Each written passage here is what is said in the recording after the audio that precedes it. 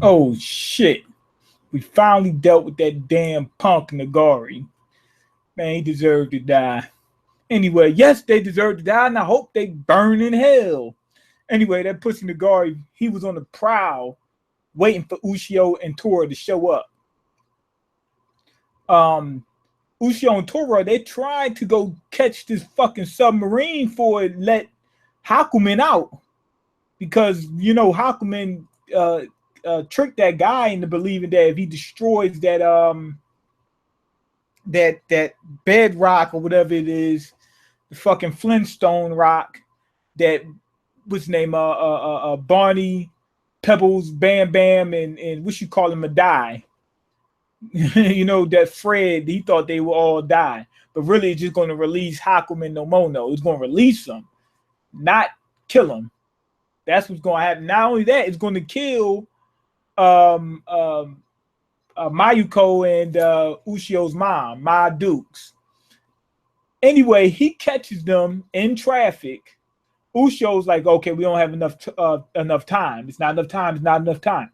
They split up, just like everybody do in horror movies. Let's split up and look for the killer, because he's a killer and he can kill all of us. So we're gonna split up into groups of, maybe one or two. Really, not groups if it's just one. But we're gonna split up. That way, any one of us can kill him. If you split the fuck up and he's killing people, obviously he's going to kill that one lone person. And if you're with two people, it's still a good chance he can kill them too. Anyway, let's get off that fucking rant. He catches them. Ushio goes for the submarine. Tora stays back to fight. He wants to fight fucking Tora. Now, from what we gather is he really didn't want to fight Ushio. He just wanted to fight Tora. And that's what he did. Ushio took the fuck off. Anyway, when Ushio got to the place, he's trying to warn these motherfuckers. He said, yo, there's a bomb in the building. No, he didn't say he's a bomb in the building. He said, if you let those fucking missiles go, you're going to destroy the fucking planet. And the guy says, oh, we were already told you were going to come and say something like that. And when I heard that, I said, of course. I didn't think about it at the time. But as soon as I heard it, you already knew something like that would happen. They said, we were already told you were going to come and say that. You're one of Hakumen's followers or whatever. One of his goons. So they tried to take him prisoner. But one of the, it was two prisoners that was already there. Let them, were they prisoners? I think they were prisoners. Anyway, they let him take them hostage in order to escape and stop Hakumen. They didn't notice that the motherfucker had the beast spear in his hands. Why would somebody who's wielding the beast? Oh yeah, they probably forgot. Maybe, I'm not sure. But did they forget about they probably forgot about the beast spear. Because everybody else forgot about it. Because what you call, we're trying to make another one. Yeah, I might be wrong. I don't know what the fuck I'm thinking. But anyway, they trying to stop him because they think he's one of Hakumen's goons. So you just believe the first person that tells you something. You don't think I'm saying, hey, you should believe the second one always. But if I get some information and then I get some more information, that means the first set of information needs to be reviewed along with the second set of information, right? Because we'll sit there and make the assumption that, why don't you just believe the one that's right? Because he doesn't know what fucking one is right. Okay, that's how it works. The other girl that told him to kill Hakumen by destroying that bedrock might be the one telling the truth. He doesn't know that. But Ushio could be telling a lie. He doesn't know that. But what he needs to do is review both sets of information, because one of them was Hakumen's goons. That's what we do know. Why? Because they're telling two conflicting stories. If one of them is trying to destroy Hakumen and the other one's saying, no, don't do this because it will release Hakumen, right?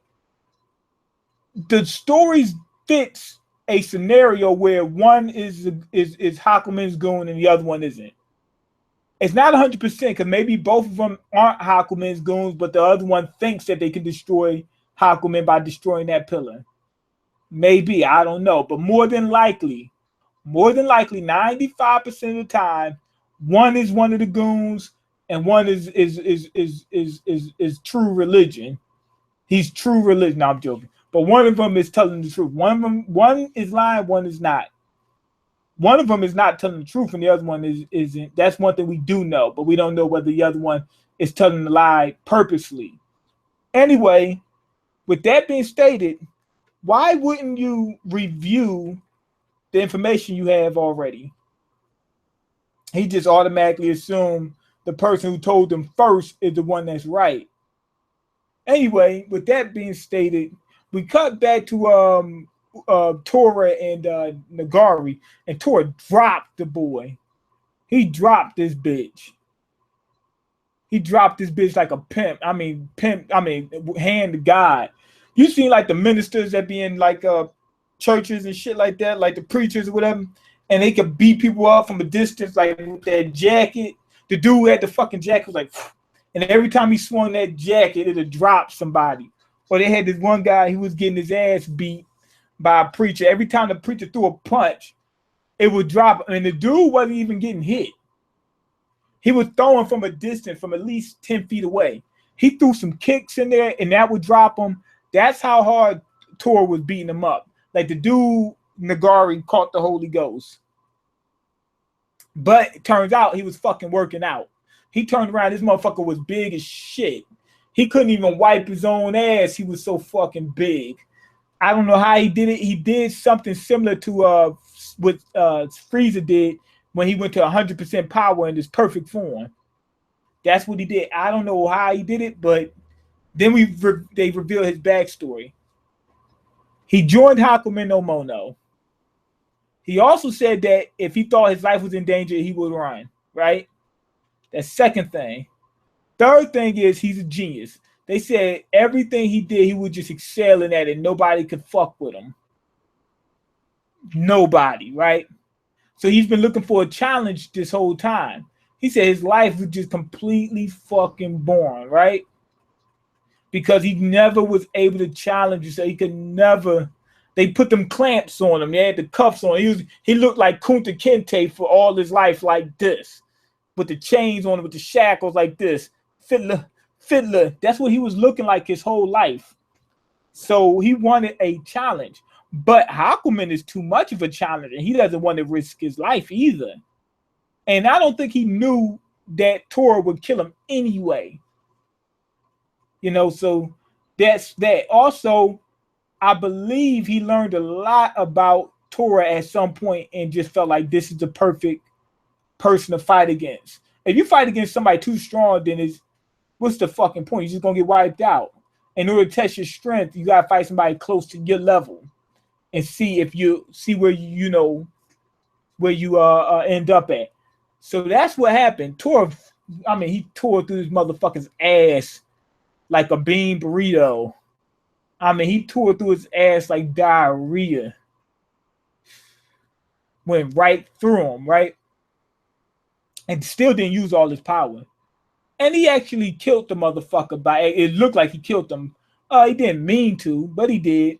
He took it as far as the guard was trying to take it. The guard was trying to test his full power. And as far as testing his full power, he had to take it to that level where he could die. And that's what he did. So he wound up getting fucking dropped. Now, Nagari turned out not to be evil. I never thought he was evil. But he was on Hakumen's side because he was scared like a bitch. And he wanted to fight Tora at the same time. Think about it. It all does add up. It's a little complicated, but it adds up. He wants to test himself. He has respect for Tora and wants to face him and test his powers. And he's scared of Hakumen. So what does he do? Get the fuck out of Hakumen's way by aligning forces with him. That way he don't have to fuck with Hakumen. He could fight Tora. And what the first thing I fucking said? But anyway, he didn't want to face Ushio because he'd seen that look in Ushio's eyes. He really liked Ushio. He didn't want to hurt Ushio. You know what I mean? That's how he really felt. He wasn't evil, you know, but he wanted to be tested. So fighting Tora would test him. So that's how it all went. I'm gonna give this episode a perfect 5 out of 5. I thought the development they gave for Nagara was good. They showed everything. So now we know exactly who he was. And they dropped him. So now we don't have to worry about the pussy anymore. So that's good. We ain't got to worry about him no fucking more. And but other than that, it wasn't really much else to the episode. But Nagari was a decent character overall now that we know his whole backstory. Anyway, go ahead and leave your comments, like the video, subscribe, because I can't eat. I'm broke, nigga. I'm broke. And you got the power to change that. Peace.